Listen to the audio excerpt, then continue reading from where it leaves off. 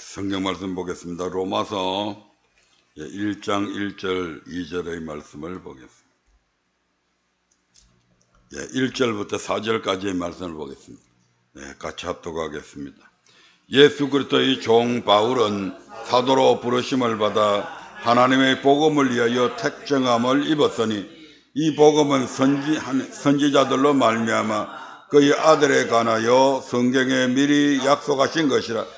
이 아들로 말하면 육신으로는 다윗의 혈통에서 나셨고 성결의 영으로는 죽은 자 가운데서 부활하여 능력으로 하나님의 아들로 인정되셨으니 곧 우리 주 예수 그리스도시라. 아멘. 강해의 말씀이기 때문에 가급적이면 이 로마서 1장에서 벗어나지 않으려고 그렇게 하겠습니다. 하지만 필요한 말씀들은 또 봐야 되겠죠. 로마서 1장 1장을 통해서 오늘부터 이제 로마서 강해를 시작합니다.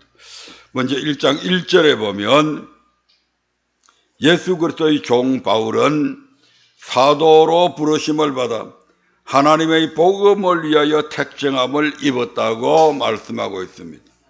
하나님의 복음, 하나님의 복음이 뭘까? 하나님의 복음에 대한 여러 가지 명칭들이 성경에 나와 있습니다. 누가복음 4장 43절에서는 이 하나님의 복음을 가리켜서 하나님의 나라 복음이라고 말씀하고 있습니다. 마태복음 4장 23절 그 다음에 9장 35절에 보면 천국 복음이라고 말씀하고 있습니다.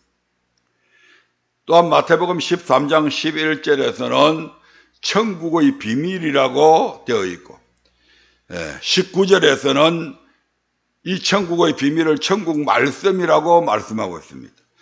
또한 마태복음 16장 19절에 보면 천국 열쇠라고 표현되어 있습니다. 이 모든 것들이 다 뭐다? 하나님의 나라 복음이다 이 말입니다. 마태복음 22장 16절 그 다음에 마가복음 12장 14절 누가복음 20장 21절에는 하나님의 도라고 표현되어 있습니다. 하지만 이 모든 것, 천국 복음, 천국의 비밀, 천국 말씀, 천국 열쇠, 하나님의 나라 복음, 하나님의 도, 이 모든 것들은 뭐라고요? 하나님의 복음이다 이 말입니다. 이 하나님의 복음에 복종하는 것이 바로 창조의 목적이고 저와 여러분들을 그리스도인 되게 한 목적이다 이 말입니다. 또한 아브라함을 택한 목적이기도 합니다. 창세기 18장 19절의 말씀을 한번 볼까요?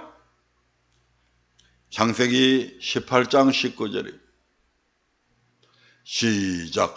내가 그로 그 자식과 권속에게 명하여 여호와의 도를 지켜 의와 공도를 행하게 하려고 그를 택하였나니 이는 나 여호와가 아브라함에게 대하여 말한 일을 이루려 함이리라. 아멘. 아브라함을 택한 목적도 뭐라고요? 여호와의 도를, 즉 하나님의 나라 복음을 지키는 데 있었습니다. 사사기 2장 20절부터 22절도 한번 보겠습니다. 사사기 2장 20절부터 22절입니다. 시작. 여호와께서 이스라엘에게 진노하여 이르시되 이 백성이 내가 그 열조와 세운 언약을 어기고 나의 목소리를 청종치 아니하였은즉 나도 여호수아가 죽을 때에 남겨둔 열국을 다시는 그들의 앞에서 하나도 쫓아내지 아니하리니 이는 이스라엘이 그 열조의 지킨 것 같이 나 여호와의 도를 지켜 행하나 아니하나 그들로 시험하려 함이니라 하시니라. 아멘. 이스라엘 민족을 택한 목적, 그들의 열조 이스라엘 백성들을 출애굽시킨 목적이 뭡니까? 하나님을 섬기라. 근데 그들의 열조는 그런 대로 섬겼는데 사사시대에 와서 그들의 열조와 맺은 언약, 즉 출애굽시킨 이 목적대로 살지 않았다 이 말입니다. 그래서 하나님께서 여호수아 시대에 가나안 땅을 막 한 민족을 쳐내면서 정복을 하는데 다 정복하지 못하게 했습니다. 뭐 하려고요? 너희들이 내 말에 순종하나 안 하나 그거 달아보고 순종하게 되면 완전히 정복하게 만들어 주겠다는 거죠. 다시 말씀드리면 너희가 내가 너희를 택한 목적, 출애굽시킨 목적대로 살지 아니하면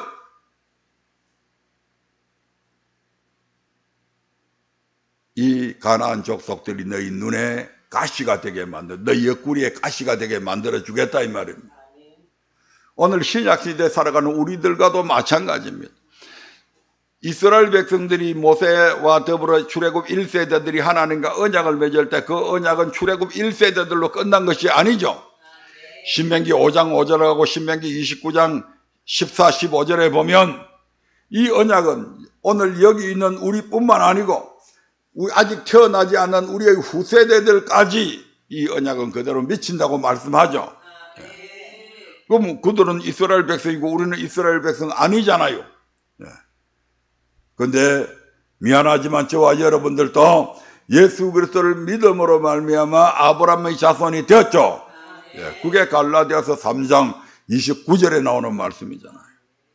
그래서 우리가 아브라함의 믿음으로 아브라함의 우리 자손이 되었고 우리도 아브라함처럼 유업을 약속으로 이어받을 그런 자격을 갖춘 자가 되었다 이 말입니다.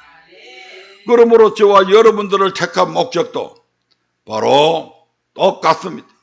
하나님의 말씀에 복종하는 것, 이것이 저와 여러분들을 택한 목적이 됩니다.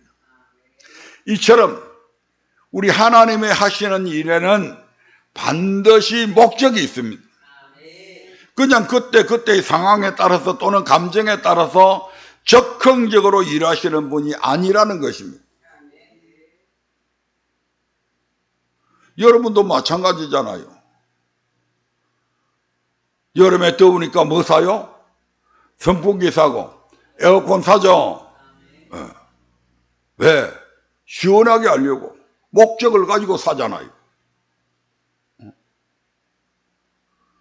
값비싼 드레스를 왜 삽니까? 좀 다른 사람한테 좀 멋지게 보이기 위해서, 아름다움을 위해서. 우리 사람들도 무슨 일을 하는데 물건 하나를 사는 것도 다 목적을 가지고 사는데 우리 하나님께서 가장 당신의 형상을 닮은 가장 존귀한 사람을 만드는데 목적 없이 만들었겠냐 이 말입니다. 저와 여러분들을 아무 목적 없이 구원했겠냐 이 말입니다. 그래서 하나님께서는 반드시 목적을 가지고 일하신다. 1장 2절 말씀 보겠습니다. 그리고 사도 바울은 이 하나님의 복음을 증거하기 위하여 택함을 입었다고 말씀합니다. 1장 2절 봅니다. 사도 바울이 전한 이 하나님의 복음이 어떤 복음인가? 같이 읽어봅니다. 시작.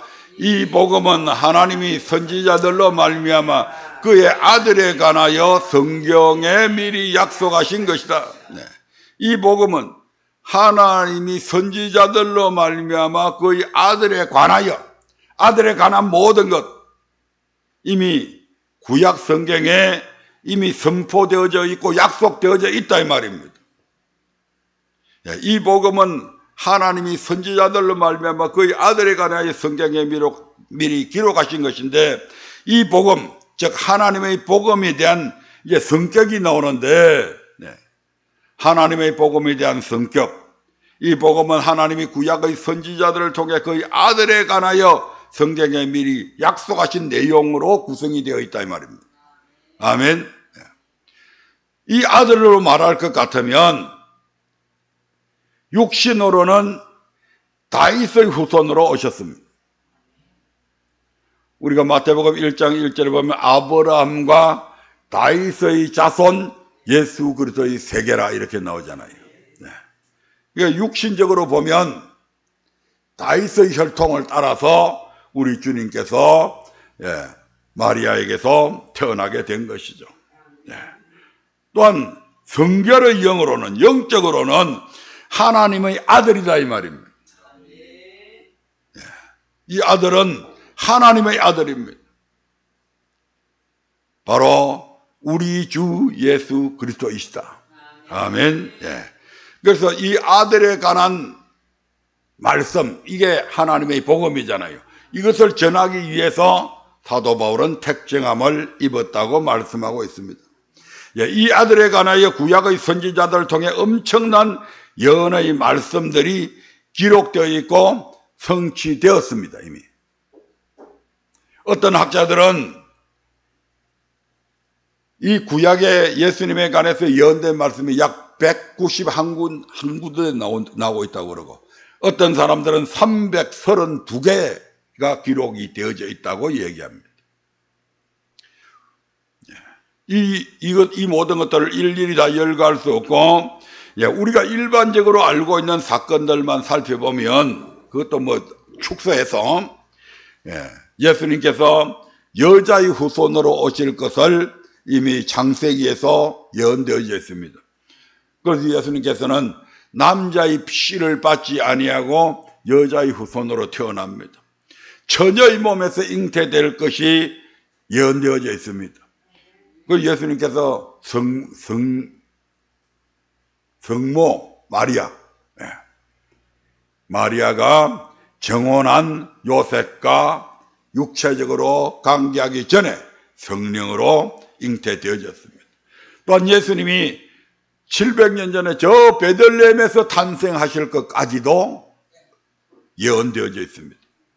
또한 예수님께서 마지막에 예루살렘에 입성하실 때 나귀 새끼를 타고 가는데, 나귀 새끼를 타고 예루살렘에 입성하는 것까지 다 기록이 되어져 있습니다.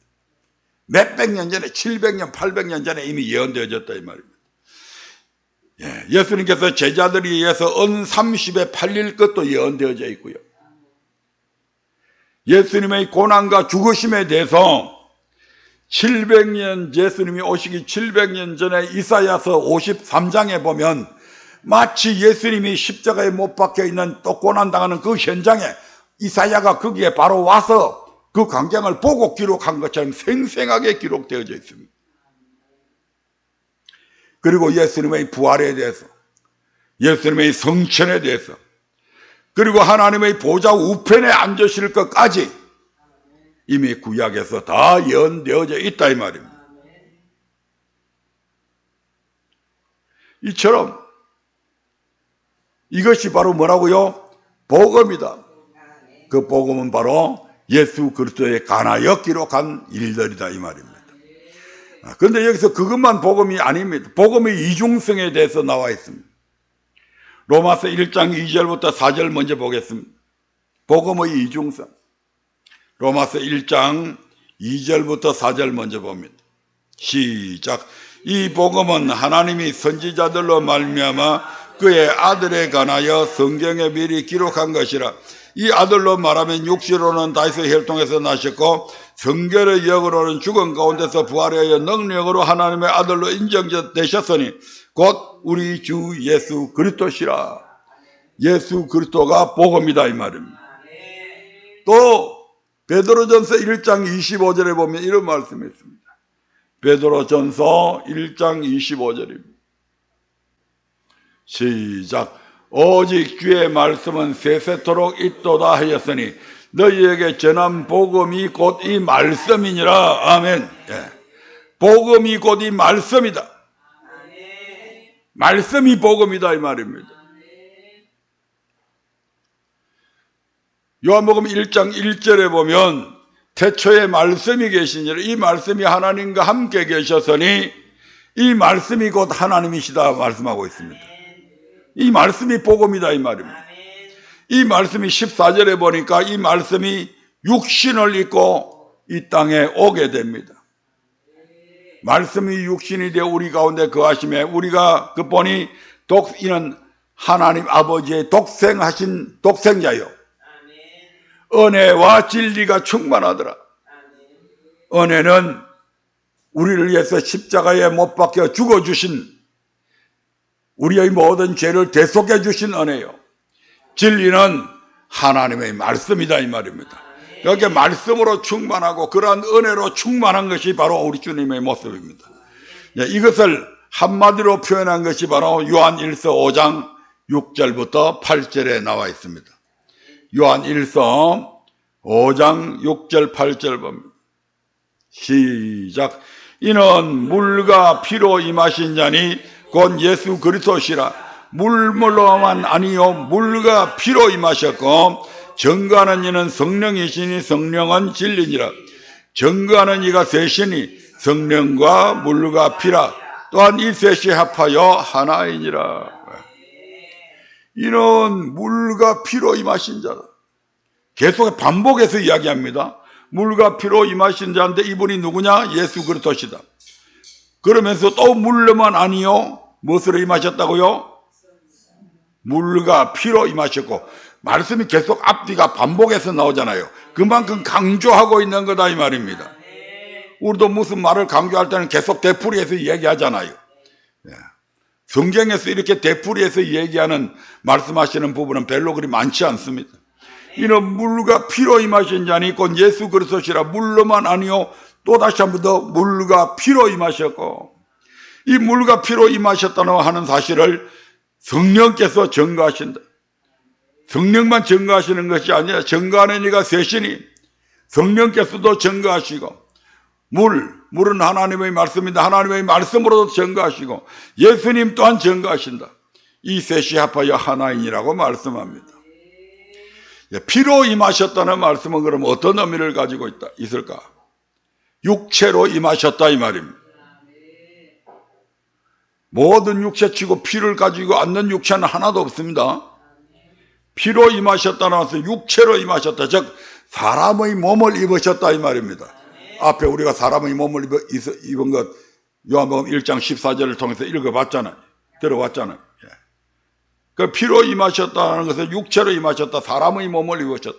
아니 하나님이 그냥 오시면 되지 왜 사람의 몸을 입으셨을까?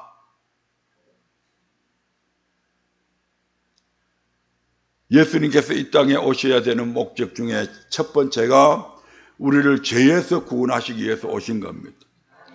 우리가 죄에서 구원받으려면 내가 죽든지 내가 죽는다고 해결되는 게 아닙니다. 그 죄에서 구원받으려면 죄를 없이 해야 됩니다. 그런데 우리 스스로서는 죄를 없이 할 수 있는 방법이 없습니다.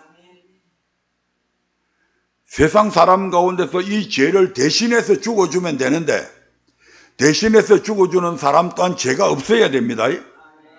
그래서 구약시대는 임시방편으로 죄를 사하기 위해서 누가 죽었어요? 소나 양이나 염소 이것들이 우리 대신 죽었잖아요. 흠이 없는 소나 염소나 양을 끌고 와가지고 그 소에다가 내 죄를 전가시키고 양에다가 죄를 전가시키고 하나님께서 임시방편으로 우리를 멸망시키지 않으려고 임시방편으로 그러한 방법을 썼다 이 말입니다. 그런데 이제 그러한 방법이 아닌 우리 예수님께서 친히 사람의 몸을 입고 오셨는데 우리 주님께서 사람의 몸을 입고 오실 때 죄가 있으면 안 되잖아요. 아담의 피를 받으면 안 되잖아요. 그래서 성령으로 잉태되어졌다 이 말입니다. 아담의 자손이 아닌 남자의 자손이 아닌 여자의 후손으로 그래서 오게 된 거다 이 말입니다. 그래서 어떻게 돼요? 죄를 살려면 어떻게 돼야 돼요?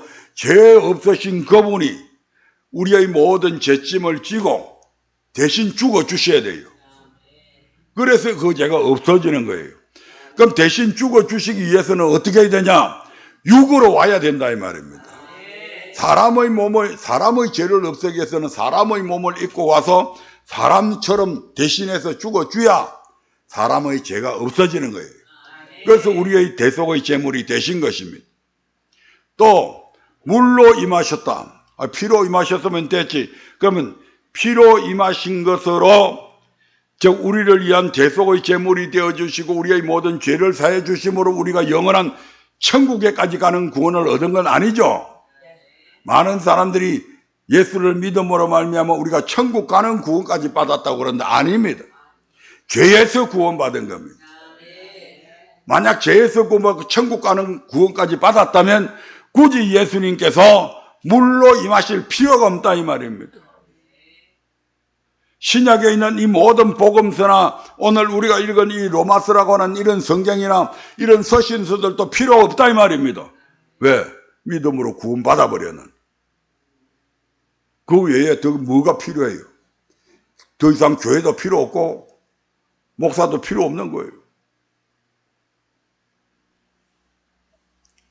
그래서 물로 임하셨다. 피로 임하신 것 보면 물로 임하셨다. 물은 뭐냐? 이사야서 55장에 보면 그전에도 설명을 했기 때문에 안 찾고 넘어갑니다. 물은 하나님의 말씀입니다. 왜 물로 임하셨을까? 왜 하나님의 말씀을 우리에게 주시기 위해서 오셨을까? 이유는 우리의 영혼을 살리기 위해서 그렇습니다. 육신으로 오는 것은 우리를 죄에서 구원하시기 위함이고, 물로 임하신 것은 우리의 영혼을 살리기 위해서 오신 겁니다. 아니, 하나님의 말씀이 우리의 영혼을 어떻게 살리지? 하나님의 말씀만이 우리의 영혼을 살릴 수가 있습니다. 요한복음 6장 27절 한번 보겠습니다. 시작. 썩는 양식을 위하여 일하지 말고 영생하도록 있는 양식을 위하여 하라. 이 양식은 인자가 너희에게 주리니 인자는 아버지 하나님의 인치신 자니라. 네. 썩는 양식을 위해서 일하지 마라. 그럼 앞으로는 그냥 가만 앉아 있어도 하나님께서 다 먹여 살리시겠구나, 그런 말씀이 아니잖아요. 이스라엘 백성들이 베세다 강야에서 예수님의 말씀을 며칠 동안 듣다가 너무 지쳐가지고 쓰러져 죽을 판이 돼서 그냥 돌려보내면 길에서 쓰러져 죽을 사람도 있으니까 어떻게 합니까? 떡을 만들어 먹이죠. 무엇을 가지고요? 물고기 5마리하고 생선 2마리하고 해가지고 500이요. 이걸 가지고 자그마치 남자만 5,000명을 먹이신 겁니다. 그럼 여자하고 합치면 1만 명을 잡으면 돼요. 이스라엘 백성들은 그 당시에 로마의 식민지로 있었고, 모든 곡식을 농사지어서 지으면 거의 다 로마의 세금으로 다 납부를 했습니다. 그러니까 정말 먹을 양식이 없을 때가 참 많습니다.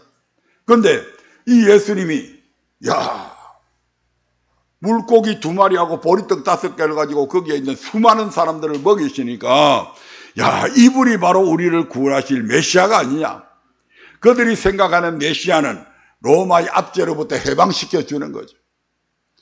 그러면 이제 다시 우리 농사 지은 걸 안 뺏겨도 되겠구나.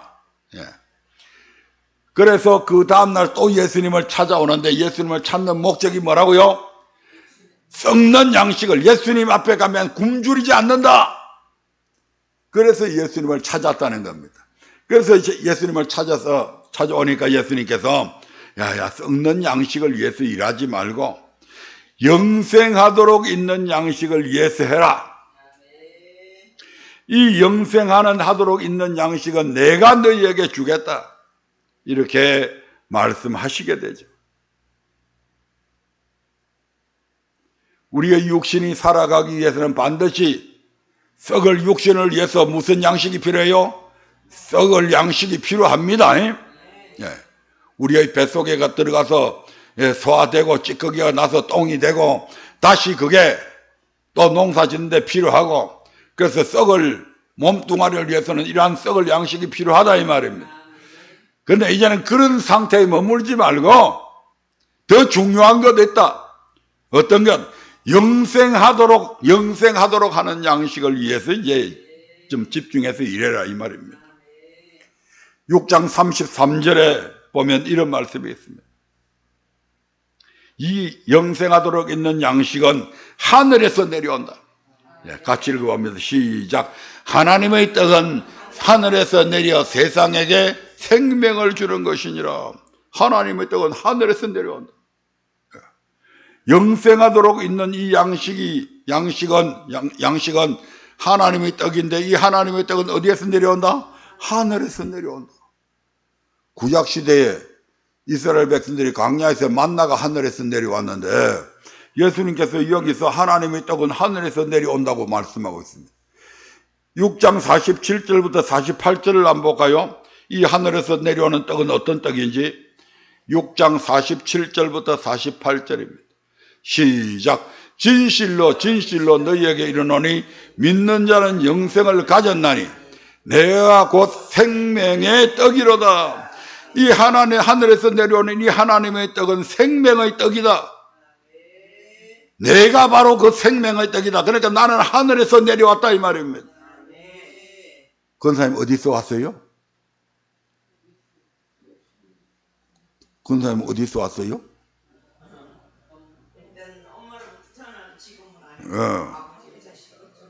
그러니까 예수님은 하늘로부터 왔는데 우리는 땅에서부터 났잖아요. 땅에 계시는 우리 부모님을부터 태어났잖아요. 그런데 원래 아담은 땅의 흙으로 갖고 만들어졌잖아요. 그러니까 우리는 땅에서 난 거고, 우리 예수님은 어디서부터 왔다? 하늘에서부터 내려왔다 이 말입니다. 생명의 떡이다 이 말입니다. 그래서 이 생명의 떡임을, 예수님이 생명의 떡임을 믿고 그 떡을 먹어야, 그 떡을 먹는다고 하는 것은 순종해라 이 말입니다. 육신의 떡은 그냥 입에 넣기만 하면 되는데, 이 생명의 떡을 먹는 방법은 생명의 말씀에 순종하는 것이 생명의 떡을 먹는 거다 이 말입니다. 그러면서 예수님께서 6장 63절에서 이렇게 말씀하시죠. 시작. 살리는 것은 영이니 육은 무익하니라. 내가 너희에게 이런 말이 영이요 생명이니. 너희가 지금 내게 썩을 양식을 구하러 왔지만 너희들에게 이 썩을 양식을 계속 줘서 너희들 육을 살리는 거, 이거 무익한 일이다. 왜냐하면 아무리 좋은 떡 먹어도 성심당에 가서 아무리 맛있는 떡 먹어도 때 되면 죽는다 이 말입니다. 그러니까 무익한 것이다. 그러니까 내가 너희에게 지금 살리고자 하는 것은 너희가 육이 아니고 영이다 이 말입니다. 예수님의 관심은 우리의 영혼에 대한 관심이 있습니다. 그래서 우리를 살리는 것은 영인데, 이 영은 어떻게 하면 살리냐? 내가 너희에게 이런 말이 영이요 생명이다. 내가 너희들에게 일러준 이 말씀, 이 말씀이 너희 영혼의 생명이다 이 말. 너희 영혼을 살리는 생명의 양식인 거죠. 그러니까 이제 6장 68절에서 시몬 베드로가 이렇게 말씀합니다. 시작. 시몬 베드로가 대답하여 주여 영생의 말씀이 계시면 우리가 네게로 가오리이까. 예수님의 이 말씀을 듣고 많은 제자들이 물러갑니다. 그때 예수님께서 제자들에게 너희들도 가려느냐? 그러니까 시몬 베드로가 주여 영생의 말씀이 주님한테 있는데 우리가 어디로 가겠습니까? 자, 말씀을 정리하면 물은 말씀이고, 이 말씀은 영생하도록 있는 양식이다. 이 영생하도록 있는 양식은 땅에서 나온 것이 아니고 하늘에서 내려온 하나님의 떡이다. 이 떡은 생명의 떡이다. 하늘에서 내려온 이 하나님의 떡은 우리에게 생명을 주는 떡이다. 이 생명을 주는 떡은 다른 말로 우리의 영을 살리는 말씀이다 이 말입니다. 그래서 영생의 말씀인 겁니다. 이 영생의 말씀을 주시는데도 불구하고 많은 제자들이 물러갔습니다. 왜 그랬을까요? 그들은 예수님이 이적과 기적을 통해 이스라엘 나라를 로마의 압제로부터 해방시켜줄 그런 영웅으로 기대했고, 자신들의 배고픔을 해결해 줄 수 있는 위대한 경제나 정치 전문가로서의 역할을 기대하고 있었습니다.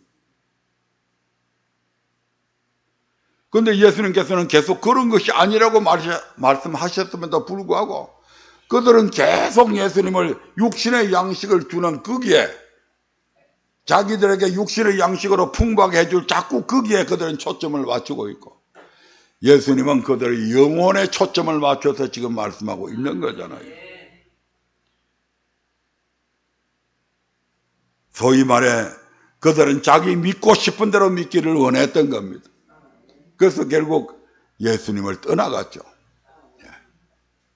이 말씀을 우리가 쭉 보면 6장 27절부터 마지막 절까지의 말씀을 쭉 보면 그 유태인들이 하나님을 믿는 백성들이잖아요. 그런데 그들의 머리에는 지금 무엇으로 꽉 차가 있다? 하나님의 나라에는 관심 없습니다. 영원한 생명에 대한 관심도 없습니다. 우리는 아브라함의 자손이기 때문에 당연히 천국 갈 거라고 생각하는 겁니다. 그리고선 그들은 끊임없이 뭘 지금 추구하고 있다? 육신의 양식을, 무엇을 먹을까, 마실까, 입을까, 거기에 그들의 모든 생각이 거기에 매몰되어 있었다 이 말입니다. 그런 사람들은 예수님과 함께 갈 수가 없죠. 그래서 너무 물질에 치심치 말라 이 말입니다. 너무 막 악착같이 돈 벌려고 하지 마세요.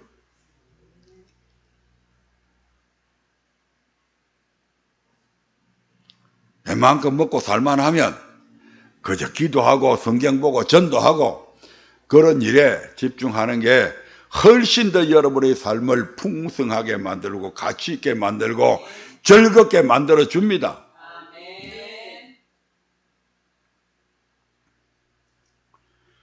우리 믿고 싶은 대로 믿지 마시고요. 저도 그렇고 여러분들도 그렇고 하나님의 말씀대로 믿자 이 말입니다. 그러면 하나님께서 거기에 대한 모든 책임을 져주는 겁니다.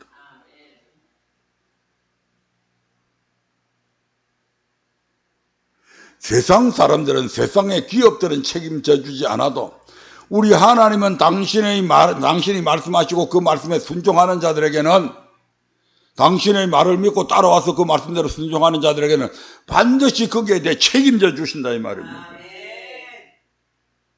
세상에 말해 놔놓고 책임 안 지는 사람들이 얼마나 많은데, 많이 쏘가왔잖아요. 그런데 하나님은 믿을만 하다 이 말입니다. 1장 5절 말씀 같이 읽어봅니다. 시작. 그로 말미암아 우리가 은혜와 사도의 직분을 받아 그 이름을 위하여 모든 이방인 중에서 믿어 순종케 하나니. 사도의 직분. 그로 말미암아, 즉 하나님으로 말미암아 우리가 은혜와 사도의 직분을 받았다. 예수 그리스도로 말미암아 우리가 사도의 직분을 받았다. 사도의 직분은 뭐냐? 바로 믿어 순종케 하는 데 있다.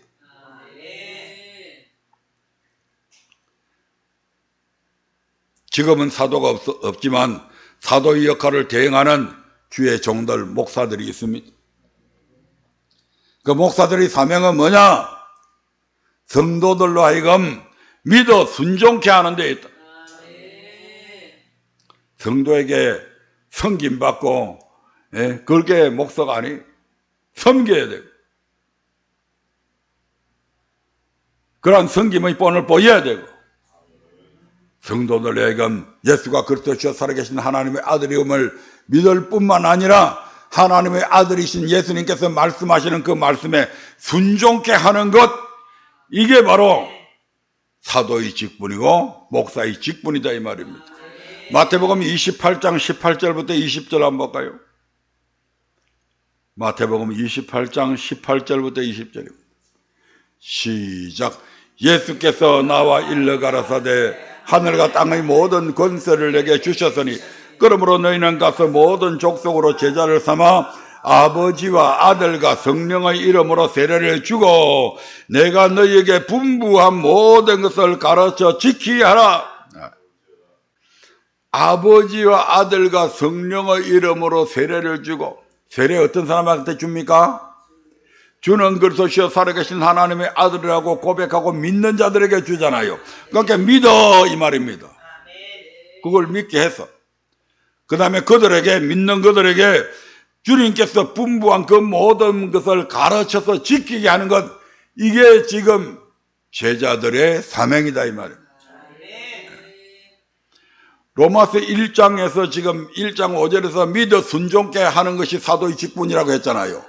로마서 끝장이 16장인데 거기에도 보면 그대로 나와 있습니다. 로마서 16장 25절부터 26절 보면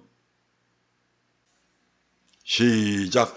나의 복음과 예수 그리스도를 전파함은 영세 전부터 감시였다가 이제는 나타내신 바 되었으며 영원하신 하나님의 명을 쫓아 선지자들의 글로 말미암아 모든 족속으로 믿어 순종케 하시려고 알게 하신 바 그 비밀의 계시를 쫓아 된 것이니 이 복음으로 너희를 능히 경고케 하실.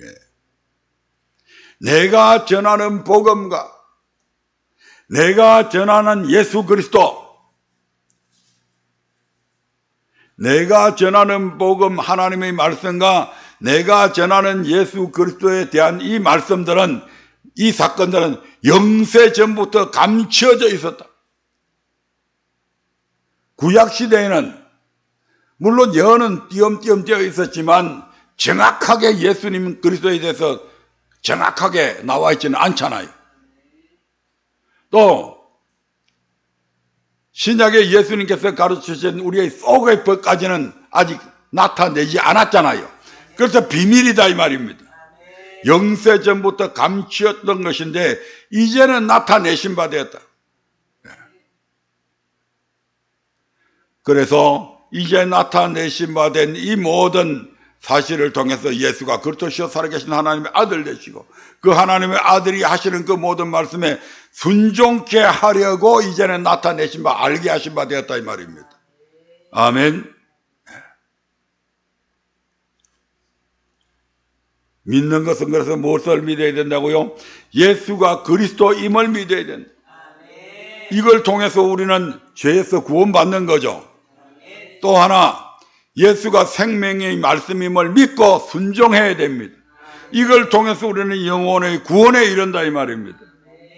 이것이 사도들적 주의 종들의 직분이고 사명입니다. 이 땅에서 잘 먹고 잘 살게 하는 것 그게 주의 종의 사명이 아니다 이 말입니다. 그건 기업가들의 몫이죠. 회사를 경영하는 기업가가 그 직원들 잘 먹고 잘 살게 열심히 연구하고 개발하고 그래서 계속해서 먹거리를 찾아내고 그래서 먹여 살리는 것 그건 기업가들이 하는 일이지. 목사는 그 일이 아니다 이 말입니다.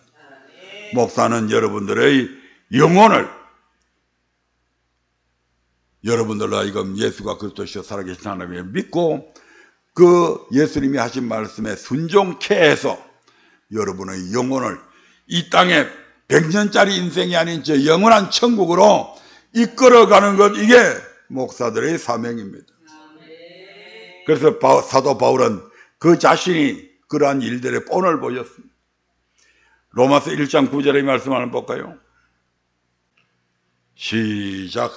내가 그의 아들의 복음 안에서 내 심령으로 섬기는 하나님이 나의 정인이 되시거니와 항상 내 기도에 쉬지 않고 너희를 말하며 내가 그의 아들의 복음 그의 아들의 복음 아들의 복음은 어디로부터 나왔을까요? 아버지로부터 나왔다. 아들 스스로 지어낸 거 아닙니다. 아들이 전하는 이 아들의 복음은 아들의 복음은 아버지로부터 나온 겁니다. 마태복음 17장 5절 볼까요? 시작. 말할 때에 호련히 빛난 구름이 저희를 덮으며 구름 속에서 소리가 나서 가로되 이는 내 사랑하는 아들이요 내 기뻐하는 자니 너희는 제 말을 들으라 하시는지라. 베드로와 요한과 야고보를 예수님께서 데리고 따로 높은 산에 올라가셨는데 그 산 이름이 무슨 산인지 모릅니다. 하여튼 그 이후로 거기서 예수님이 변행되는 것을 보시고 그 이름을 베나산이라고 붙인 겁니다. 그래서 환상 중에 갑자기 탁 제자들이 눈을 열어서 보는데 거기에 모세가 있고 구약에 엘리야가 있고 엘리야가 어떻게 생겼는지 한 번도 안 봤는데 그들은 분명히 알았습니다. 모세와 엘리야와 예수님이 세 분이서 대화하는 장면이 나옵니다. 그리고 갑자기 그 구름이 싹 얼마나 그 광경이 황홀했던지 베드로가 주님 여기다가 집을 세 채 지어들 텐데요. 하나는 주님을 위해서 하나는 모세를 위해서 하나는 엘리야를 위해서 짓고 우리가 그냥 여기서 눌러 앉아서 사십시다. 예. 이런 고백까지 하잖아요. 그런데 조금 있다가 그 구름이 싹 사라지면서 하나님께서 거기서 뭐라고 말씀하십니까? 이는 내 사랑하는 아들인데 이제는 너희가 모세의 말 엘리야의 말보다도 누구의 말을 들어라? 예수님의 말씀을 들으라고 말씀하시는 것이죠. 그런데 예수님께서 이보다 더 정확하게 직접 당신 자신이 자기가 전하는 이 말은 자기 말이 아니라고 얘기합니다. 요한복음 12장 49절 50절 봅니다. 시작. 내가 내 자의로 말하는 것이 아니요 나를 보내신 아버지께서 나의 말할 것과 이럴 것을 친히 명령하여 주셨으니 나는 그의 명령이 영생인 줄 아노라. 그러므로 나 이르는 것은 내 아버지께서 내게 말씀하신 그대로 이르노라 하시니라. 예수님이 전한 이 복음은 아버지께로부터 나온 복음이다. 아멘. 17장 8절 한번 볼까요? 요한복음. 같이 읽어봅니다. 시작. 나는 아버지께서 내게 주신 말씀들을 저에게 주었사오며. 아멘. 예수님이 직접 지어낸 말 아니죠. 나는 아버지께서 내게 주신 말씀들. 이게 그 아들의 복음이다 이 말입니다. 아멘. 아버지께서 내게 주신 말씀들을 제자들에게 주었다. 누가복음 4장 43절 봅니다. 시작. 예수께서 이르시되 내가 다른 동네에서도 하나님의 나라 복음을 전하여 하리니 나는 이 일로 보내심을 입었노라 하시고. 아멘. 이 하나님의 나라 복음은 아버지 하나님께서 주님께 전하라고 주신 복음입니다. 그 복음을 사도 바울은 아들의 복음이라고 말씀하잖아요. 그 아들의 복음으로 하나님을 섬긴다고 고백하고 있습니다. 마태복음 22장 16절에서는 이 하나님의 나라 복음이 하나님의 도라고 가르칩니다. 따라서 그의 아들의 복음은 하나님을 섬기는 법입니다. 사도 바울은 이 하나님의 복음을 생명을 다해 전파할 뿐만 아니라 버림받지 않기 위해서 끝까지 최선을 다해 다름박질했다고 고백합니다. 구약시대는 모세를 통해 주신 율법을 통해 예수님께서 오신 이후에는 복음을 통해 우리는 하나님을 섬깁니다. 그러므로 율법이나 복음은 별개의 따로따로가 아니고 같은 하나님을 섬기는 법, 즉 복음이다 이 말입니다. 율법도 복음이고 복음도 복음입니다. 그게 우리가 잘 보면 히브리서 4장 2절에 나오는 말씀이잖아요. 모세를 쫓아 애굽에서 나온 모든 사람들이 율법을 들었는데 그들도 우리와 같이 복음을 들은 자라고 그렇게 말씀하잖아요. 아멘. 율법과 복음은 같은 말씀입니다. 뭐 하는 법이다? 하나님을 뭐 하는 법이다? 섬기는 법이다. 그래서 사도 바울은 그 아들의 복음 안에서 내가 하나님을 섬긴다고 고백하고 있잖아요. 그러니까 우리도 섬길 때에 내 생각대로 섬기면 안 된다 이 말입니다. 어떤 상황 하에서도 우리는 아들의 복음 안에서 섬겨야 됩니다. 그 아들의 복음 안에서 섬길 때에 하나님께서 우리를 얼마나 귀하게 여기시고 우리에게 은혜를 베푸시고 우리로 하여금 모든 것에서 승리하게 만들고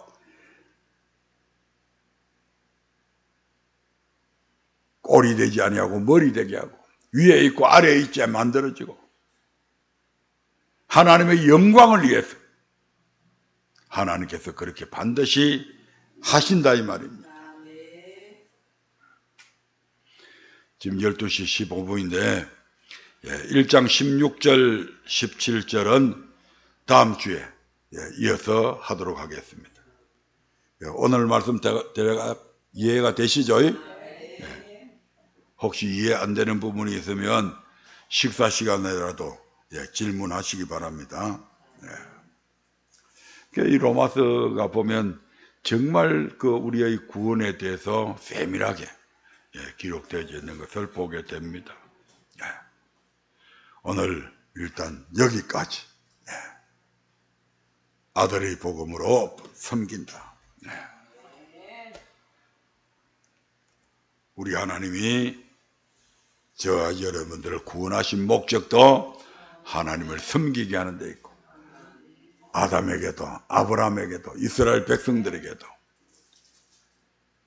이것이 복음이고 이 일을 위해서 사도 바울도 택함을 받았고 이 부족한 종도 택함을 받았고 많은 주의 종들이 이 복음을 위해서 택함을 받았는데 수많은 목회자들이 그러한 자신들의 직분을 잃어버리고 강단에 서서 아들의 복음이 아닌 사람의 계명을, 교단의 교리를 전파함을 통해서 수많은 믿음의 백성들을 타락시켰고 사람의 계명으로 가르쳐서 하나님을 잘못 믿게 만들고 하나님께 영광을 돌려야 될 하나님의 백성들로 하여금 오히려 그들로 인해서 하나님의 영광을 가리는 그런 일들로 나타나졌다 이 말입니다.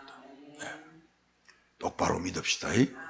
그래서 하나님께 영광 돌리게 되면 우리 하나님이 얼마나 우리를 사랑하시는데 우리가 그 말씀대로 순종하면 얼마나 더 크게 우리를 사랑하시고 축복해 주실 건데. 그래서 내 스스로 노력해서 얻는 복이 아니고 하나님께서 주시는 그 복을 복 좀 받아 누려보자 이 말입니다.